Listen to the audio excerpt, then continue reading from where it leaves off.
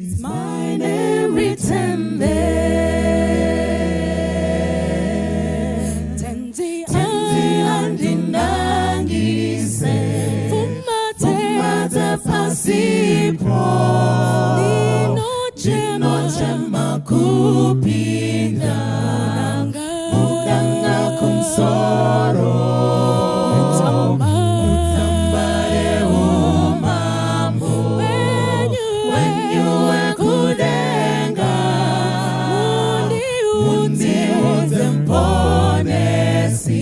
Kutinda kanyora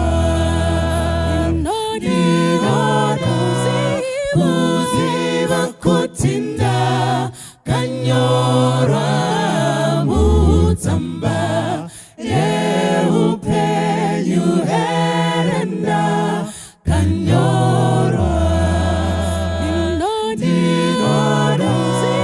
Kuziva kutinda kanyora Mutamba Yehupenyu herenda kanyora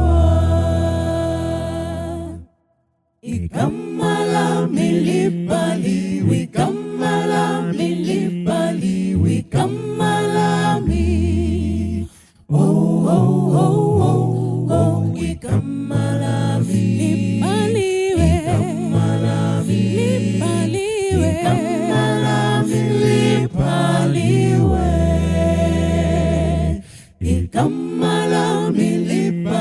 Wikamala milipali Wikamala mi Oh oh oh oh oh Ikamala milipali Wikamala mi Wikamala milipali Hey hey umuzi okhanyayo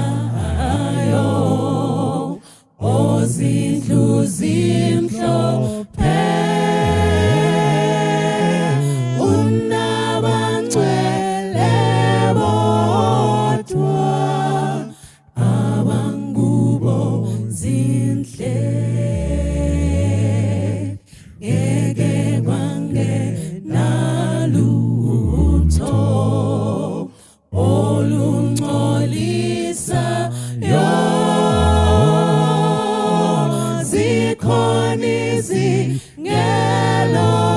Izingelosi eziulindayo Kuziva kutinda kanyora Mutamba Yehupenyu herenda kanyora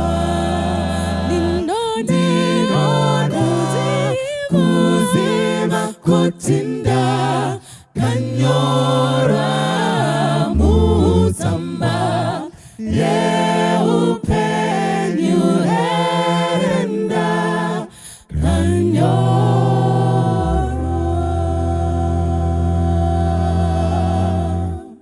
Kasi Jesu ngikube Phakathi kwamalingo Atuma yonkindawo Wena twala ngifihle Isqondiso esakho Nkosi Jesu ngikube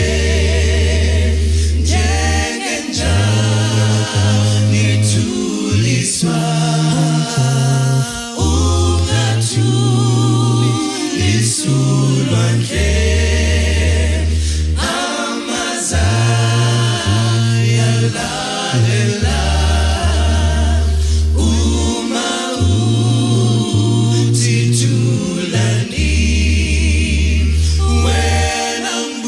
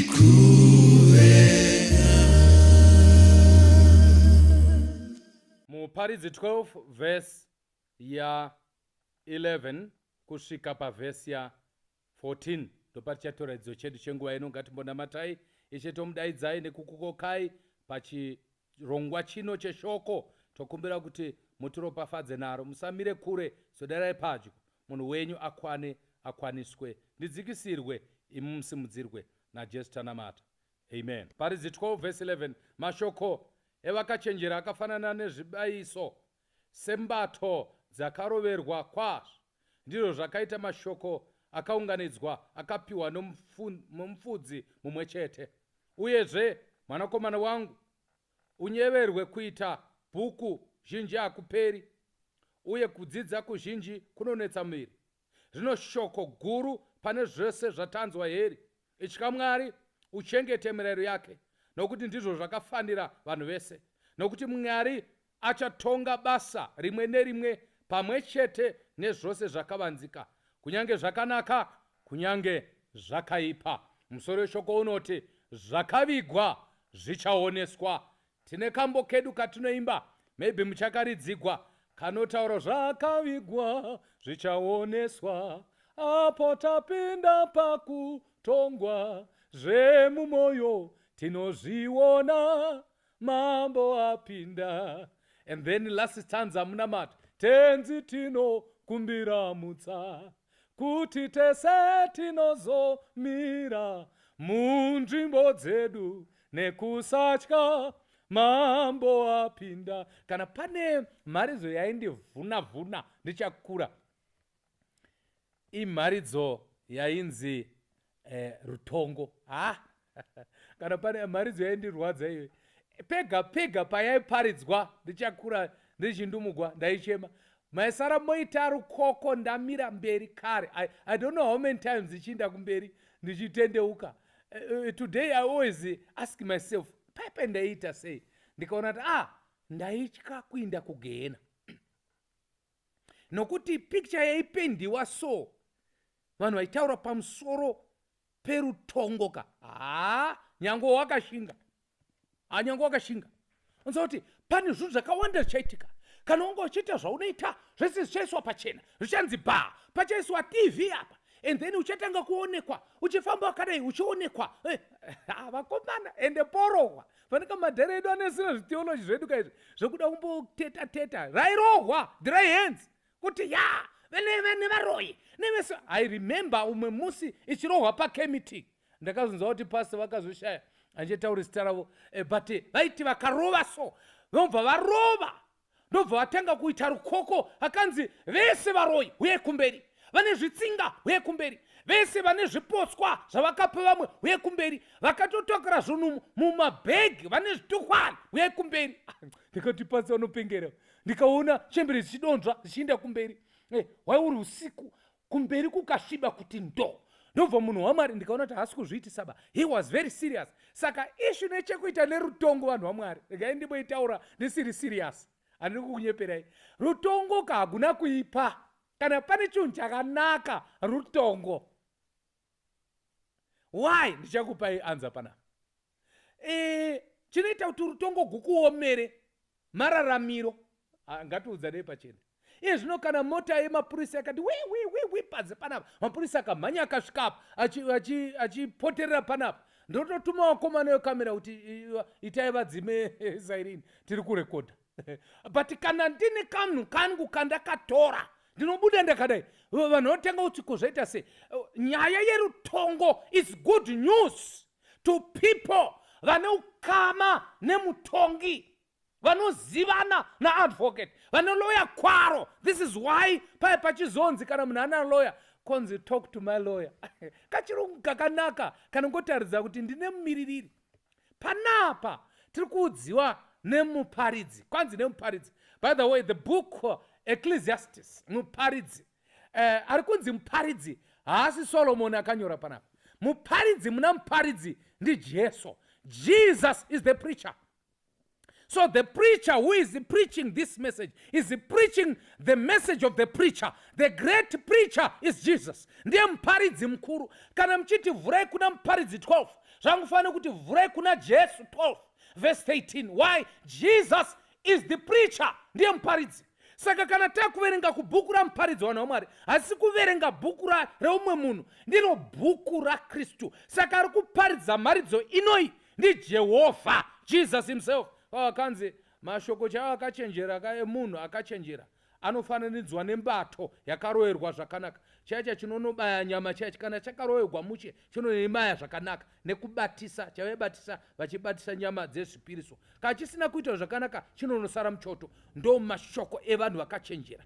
Kanzi kuchenjera haisi nyaya yekufunda kwakawanda, kudzidza kunotokuvhiringa, hakusi kunzi musadzidzi, but kunokupa basa rakawanda. Kuchenjera chaiko chaiko, uye zvinhu zvese zvese zvingataurwa pamusoro pazvo hezvi: itya Mwari. Amen. Conclusion of the whole matter. Zvese zvataurwa kubva kuna by the way, muparidzi kawo ndi Solomoni handiti, but tati muparidzi muhombe ndi Jesu. Saka zvese zvakataurwa kubva kuna Genesis kuti murume uchasiya mukadzi wake unamatire kumurume wake, chikuru pane zvese izvozvo kuchengeta murayiro. Mukaya kuna Exodus kuti vanhu vakayambuka nyanza tsvuku muchiti ngatiyambuke, let us cross over, chayambuka nepakauma tichakajidzwa nedhasi. Chikuru pane zvese kuchengeta murayiro. Mukauya kuna Deuteronomy, kuna Exodus, kuna Leviticus pamusoro pemhuka dzese dzese nana Samueri kuti akanamatirwa mai vakapiwa miracle baby. Chikuru pane zvese zvamakanzwa sofa nezvamuchazonzwa. It is obedience. This is the preacher's message. And then the Bible says, itya Mwari, kurava kuti ishe kutya Mwari ine chekuita nereverence. Mukanoicheka kuna Revelation chapter 14 inotaura pamusoro three angels messages. Itaura kuti ndakaona ngirozi yekutanga yakati kuti ityai Mwari mumurumbidzei, namatai iye. Saka ishe kutya ine chekuita neworship. And who do you worship? Iyeye chaiye, akasika chaiye iye. Tomuziva sei? Unoenda kuCreation week. Zvaakaita muCreation week akaita sei? Akasevenza 6 days. Saka kana uchinamata unoita sei? Unoshanda. And then akazorora chinomwe. Kana uchinamata unoita sei? Unozorora. Saka ndokunamata iye ikokoko. Kana usingadi kusevenza hausi munamati. Vanhu vese vasingaiti zvekushanda havasi vanamati. Nyango muchienda kuchechi mune tsvimbo muchiita zvimwe zvese nekuimba nemahimbuku nemadhirezi egirini nebhareta dzeyero kana kuti purple whatever, kana angava mabhanire amunopanana kuchechi, as long as usingashandi 6 days you are not a worshiper of God. Worshipping begins with working and then resting. Kana usingade izvo zvaizvo, nyango kuimba buda kwaya, hapana chauri kuchengetera sabata. Kana usingashandi 6 days hausi muchengeti wesabata, unongoonekwa kuzorora wakashanda rini. So Bible riri kuti panapa Mwari anonamatwa, anotyiwa nevanhu. Kutya Mwari kuinda kubasa, nekusanunoka kuinda kubasa, nekukupura ziya uchishanda. This is fearing God. And then resting on the 7th day of the week. So the Bible says, nokuti ndizvo zvakafanira vanhu vese. You see now, kufanira, it is the duty of all men. Kurava kuti hakuna munhu anonzi munhu. Men panapa represents mankind. Hakuna anonzi munhu asingafaniri kushanda, asingafaniri kuzorora, asingafaniri kuchengeta zuva resabata. Now let's come to something that is very interesting. Why ndati zvakavigwa zvichaoneswa? Kwanze nokuti Mwari uchatonga basa rimwe nerimwe. Ndo zvinhu zvandiri kuti ndo zvakanakira rutongo. Hapana basa risingazotongwi. Basa rimwe nerimwe, rakanaka nerakaipa, richatongwa. Kazhinji vanhu vanoenda kumakotsi vanhu vari kuinda nokuti vane mhosva yavari kupomerwa. Ndoda kuti muteerese rutongo rwaMwari. Vanhu vese vachamira pamberi pechigaro chaMwari, kwete kuti vakaita zvakanaka kana zvakaipa. Kana wakaita zvakanaka uchanotongwa kuti paonekwe kuti zvakanaka zvacho wakazvigona sei munyika yakaipa kudai, uchatongwa. Kana pane vanhu vachatongwa steriki, vanhu vari kuita zvinhu zvakanaka. This is the good news of the judgment of God. Why? Because panda kuonekwa kuti iwe how did you wakapabuda sei pavakadzi apa, vamwe vachiwira pavakadzi apa, wakazvigona sei kuti hauna kuita corruption but wakavaka imba ikapera. kana pane vanhu vachatongwa chaizvo chaizvo, kutongwa chaiko chaiko, ndivo vanhu vaMwari. maKristu ndo achapinda pakutongwa kuri serious. Vanoda kuonekwa kuti how come vamwe vedu vamwe ndochiti indairapa indaidai, ndopamizonoti aisheka kutaura chokwadi isarenda kudai, it is by grace, inyasha dzaMwari. Handaipo pabuda apa, ndiMwari chaiwo kandipa simba, not by mighty or by power but by the Spirit of God. Muchaona kuti pachatongo vanhu vakanaka, ndopamuchahwisisa kuti Mwari ndiMwari ari fair. Munoziva here kuti vanhu vakawanda vanoita zvakanaka but vasiri kupiwa credit pane zvimwe zvinhu, pango even panhamo, pango even pamuchato. Muchaona vanhu vakawanda vamwe vanotendwa but vanhu vanosara pakutendwa. Pane mamwe mabasa akanaka awakaita ukasadura kuti ndoda kuti azikamwe but Mwari wakarekota.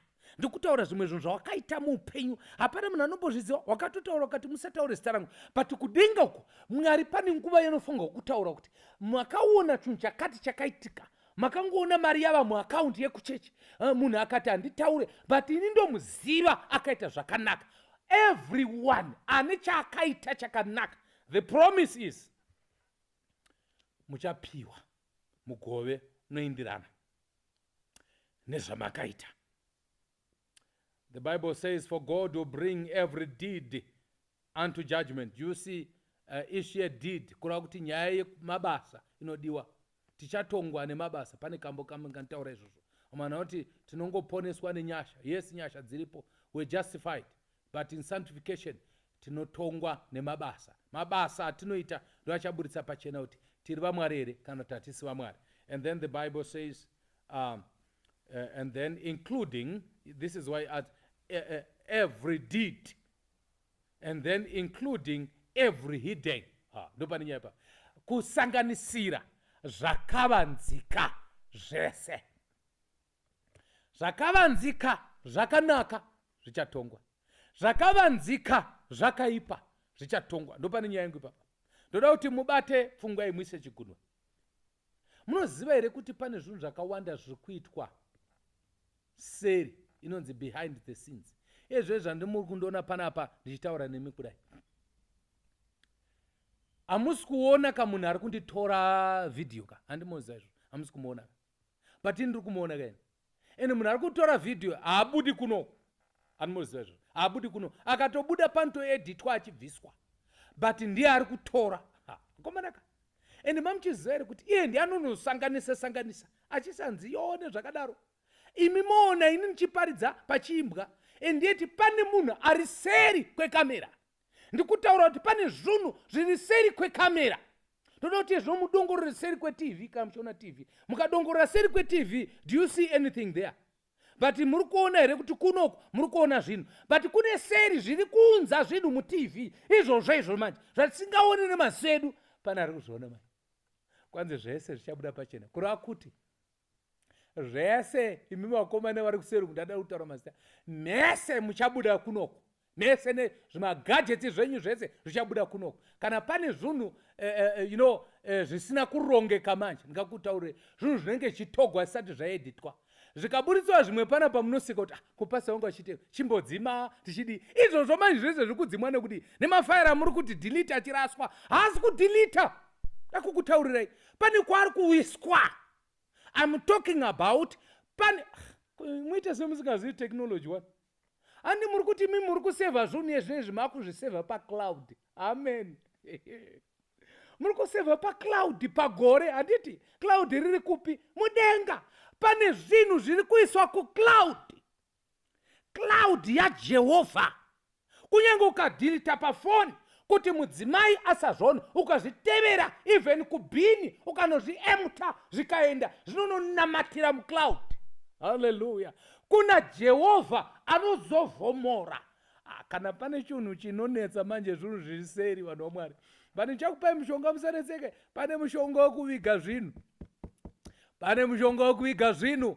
Makainzwa here story yemunhu uya akaya achichema chaizvo nenzara kuna pastor. Hey pastor, ndatambudzika zvisingamboiti, ndine mari yandanchida yakati. Pastor akati very sorry. Uya pano mwanangu tinamata. Obva kunamata kanzi pastor, I don't want prayers. Kanzi by the way, just come, I'll give you a gift. rikandipinde umba pasa kwaunotora bhaibheri dzva, munoriziva imimi masitori munoziva, unotora bhaibheri dzva kwakuisa mari imomo, kwabva kwayana rikanzi go and read, you know, pana Psalm 134, is it 139 verse 14, I'm fearfully and wonderfully made, ndicharumbidza Jehovha nokuti ndakaitwa nemuto unoshamisa. Go and read it, uverenge chapter yese. Kana weverenga Mwari uchakupa kurudzi. Kanzi mapisarema every time pastor, mapisarema 139 ndio andoziva nemusoro. Kanzi I said go and read that one. Here's the Bible. Hauna Bible ndinaro, but read it from this Bible yandakupai, read it. Kanzi it's all right pastor, ndingakunetsi munhu waMwari. Anyway, thank you very much. Indanda yapano chiti munganipe mari. You know the story by the way. And then akaenda akatambudzika zvikuru ana kuverenga. And then he came back and you know it. Ndokubva achema, pastor, the only thing that mandidisappointed ndezvokuti ndakumbira moti ngatinamate. Now look at me now, ndatambudzika. Pastor unoti, what are you telling me? Watambudzika nei? Kanzi, but nhamu yangu ndichinayo, I've prayed enough. Kanzi, but did you read? Kanzi, why should I read your Bible? It's now pastor's Bible. You see now, pastor says, but where is that Bible? Kanzi, ndakachirasa. How? Where did you throw that Bible? Kanzi, ndakachirasa. I think ameno kupandakachisa mubhini. Let's hope achina utoro. Kanzi, mayo pasi kwakumhanya kwaunoona kuti Bible rari chiri mubhini kwakutora. Kanzi, please read Psalm 139. Ndobva azarura akaona pane envelope yemari. Zvakavikwa. Pane zvinhu zvakavikwa, zvimwe zvakanaka zvatisingafi takaziva, but Jehovha anozviziva. Chirongwa chino hachisi kuda kukuzivisai kuti tiite zvakaipa, pandoda kukuzivisai kuti tinogona kutoviga zvakaipa zvedu. Iwe neni kutaura chokwadi, kana pasine chunhu chatisingade kufumuka, kufumugwa hatikude. Saka ndoda kukuudzai pachane, kana musingade kufumuka pane mamwe madhiri amakaita baba, ndikureve kubasa amakaita madhiri amakaita nemamadhiri amakaita pamwana wechipiri apa, ndikureva mhai pamwana wechipiri. Kana muchida kuti zvifutsigwe zvisazikamwe futi, rambai makateerera chenene. Pakupedzisira ndichakupai secret yekuviga zvinhu zvenyu hazvipi zvakabatwa. Kana pane chinhu chisingabatwi ndichocho, ukaviga ipapo waviga. And then the Bible says, whether it be good or evil, zvichabuditsiwa pachena. Therefore, I want us to go to a text iri kuna Mapisarema 32. Let me read it in English. Munoziva chirungu munochinzwa. 34 verse 1 kusvika paverse 5. Ndo pane tsoro yekugona kuviga. Kune vanhu vari kuita zvinhu zvinorova zvekuti hapana munhu anofa akazviziva. Ndia zvokuti ndafa ndabatwa. Ubatwe zviripo.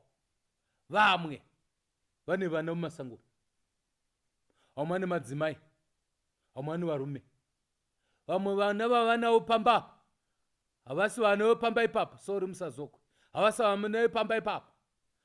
Vamwe vari muri kuti ava mhandara yedu iyi itoshamisika ichicheuka, muri kureva ipi? Vamuri kuti jaya redu itoshamisika ijaya ripi ramuri kureva? Kumabasa kune dziri kurohwa pasi apa, ende achitaura Mwari akandiropafadza, Mwari wakandiropafadza. Hey, it's okay. Wakaropafadzwa, but handizivi kuti ndimwari upi anoita kuti uvige zvinhu pabhodha. Handizivi kuti ndimwari upi. But ndoda kukutaurira, there is pane recipe yekugona kuviga zvivi nezvakaipa zvese. Recipe yacho muchainzwa panapa. Kana uchida kuviga, pane here uda kuviga nyaya dzakapa. Mamuchifunga kuti ndichataura nyaya dzenyu dzakati, sikutaura izvozvo. Ndoda kukuzivisai kuti ungavige sei nyaya yako iyo yaiya yawakaita kuti isazikamwe futi. Mapisarema 32 verse 1 to 5. And then I will pray. Blessed is the one whose transgressions are forgiven, whose sins are covered. Blessed is the one whose sin the Lord does not count against them, and in whose spirit is no deceit. When I kept silent, my bones wasted away through my groaning all day long. For day and night your hand was heavy upon me. My strength was sapped as in the heat of summer. Then I acknowledged, amen, then I acknowledged my sin to you and did not cover up my iniquity. I said, I will confess my transgression to the Lord, and you forgave the guilt of my sin. Hallelujah. Kana uchida kuviga chitema chako, recipe ndaiwana. Iri pane mapisarema 32 verse 1 to 5. Blessed, Makarios, happy. Munhu ane mfaro, ane zvitema zvake zvakaregererwa. Ende pamuchinji kwa Jesu akataura, akati it is finished. Kuroti zvabhadharwa, zvese hapasina chikwereti. Une mufaro kana pane munhu anofanira kufara achiimba nyamutambira zvevamwe nhasi ndezve. Munhu akaregererwa naMwari anofanira kukupura ziya kuti ndabveko. Haleluya. Kana muchida kutaura, taurei zvenyu. But ndakaviga. Inzwa munhu waMwari, kugona kuviga zvivi, kuzvifumura kuna Jehovha. Waviga. Kana uchida kuti zvifumuke, zvivhare. Manzai kwezhenero vanhu waMwari. Kana uchida kuti ushame kuna Jehovha, shama. Kana uchida kuti ufuke kuna Jehovha, ushame, figira. Kana uchida kuti ufukidzwe, shama. Handisi kuti mubvise nguo. But I'm telling you kuti equation yekuti zvinhu zvako zvifambe kuna Mwari, upenyu hwako hwechitema iti bha kuna Jehovha. Obva wati kuna Mwari, kana muchitarira inini Jehovha, ndini mhombwe munozviziva, ndaita upombwe, ndiregerere changamira. Zvivi zvenyu kunaka kwenyu kunondikavha. Ndiregererei. Vanhu vari kutaura ndikuvawo kumamedia zvakutoenda kure. Ndiregererewo Mwari zvisati zvafamba. Ndiregererewo panapa. Ndibvisewo zvakaipa zvangu. Ukangodaro so zvakavhiwa. Unoda here kuviga zvitema zvireurure pana Jehovha. Ishe tomutenda mangwananano. Haiwa, makanaka Mwari. Makorokoto. Heya makaviga zvenyu kudai. Rumba pana mapisarema 32 apa. Tisingazvioni kuti ndo pane chirahwe. Mama kafumbatira kudai. Kuti chiri mupi? Tichingomhanya kandi chiri pana mapisarema 32:1. Kuti kana uchida kuti usafumuke, fumuka kwandiri, ndiko kufukidza. Ishe tokumbira kuti mutifukidzewo. Tafumuka kudhara, tifukidzewo. Tonyara panzapa. Vanhu vauda ngoti taura. Tifukidzewo nemaropa epamuchinjikwa. Muzita raJesu tanamata. Amen. God bless.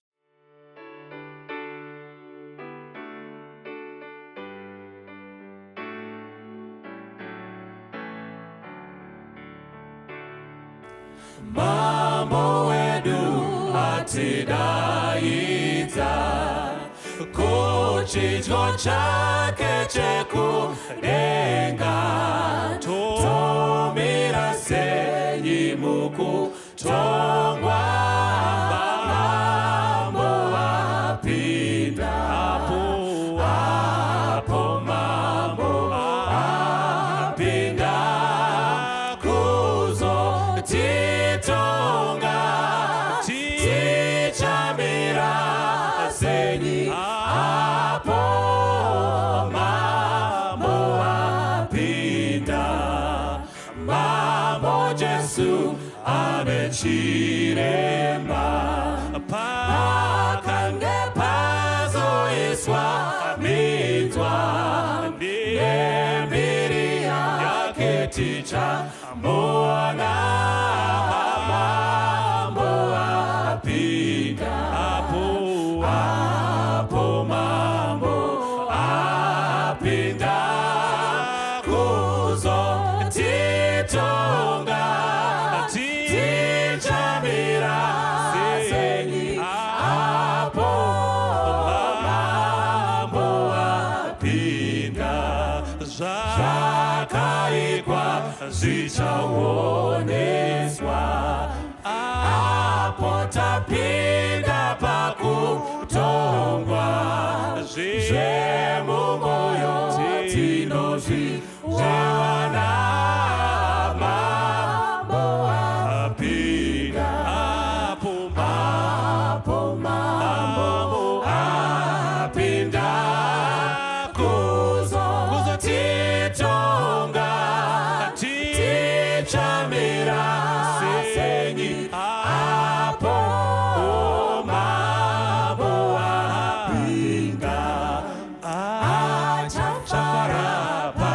kutiona kuti tapfeka nguo chena ndizvo kunesu tunonaka mambo apinda apo mambo apinda kuzotitonga tichamira sei apo mambo apinda tenzi tinokumbira mudza kuti tese tinozomira munzvimbo dzedu nekusatya mambo apinda apo mambo apinda kuzotitonga isu tichamira sei apo mambo apinda apo mambo apinda kuzotitonga isusu tichamira sei apo mambo apinda apo mambo apinda kuzotitonga tichamira sei apo mambo apinda.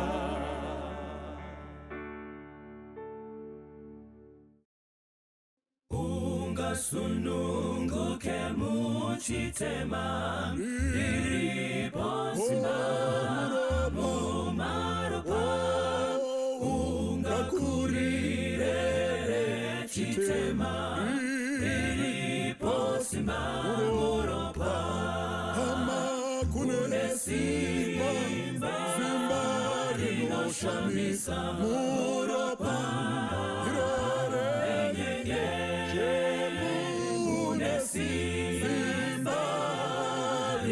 shamisa mumaro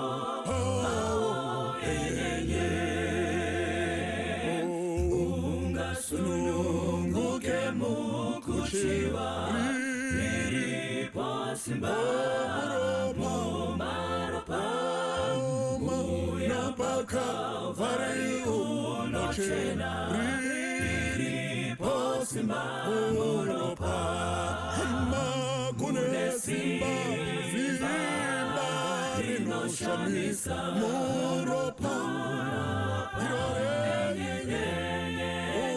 kune simba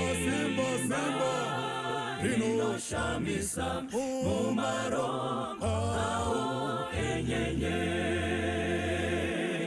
unoda kucheneswa sechero riripo simba mumaropa mawara asambanero paro riripo simba muropa mune simba rinoshamisa muropa mune simba rinoshamisa mumaropa enyenye munodahere kumushangira riripo simba mumaropa unoda kuimba ndere kukudza riripo simba muropa mune simba rinoshamisa muropa enyenye mune simba rinoshamisa mumaropa enyenye mune simba rinoshamisa muropa enyenye munesimba rinoshamisa mumaropa enyenye